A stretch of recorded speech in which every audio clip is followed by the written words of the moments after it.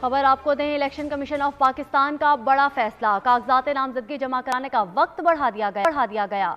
Election commission ने 2 दिन का इजाफा किया है।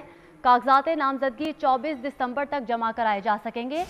JUI, नून लीग और दीगर ने वक्त बढ़ाने का मुतालिबा किया था। अपडेट कर रहे हैं आपको, इलेक्शन कमीशन ऑफ पाकिस्तान ने बड़ा फैसला किया है। मज़ीद तफसीलात जानते हैं अपने नुमाइंदे फहद चौधरी से। जी फहद, क्या तफसीलात हैं?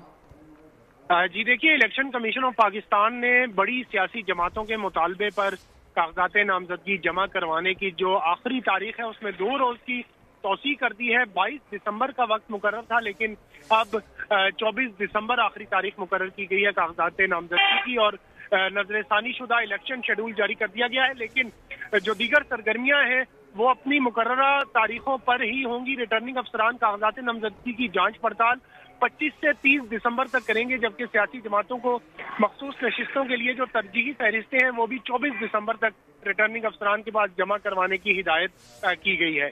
जी, कागजात नामजदगी जमा कराने का वक्त बढ़ा दिया गया है। फहद चौधरी हमारे नुमाइंदे अपडेट कर रहे थे, आपका शुक्रिया। बानी PTI और बुशरा बीबी के खिलाफ मुबैना गैर शरई निकाह की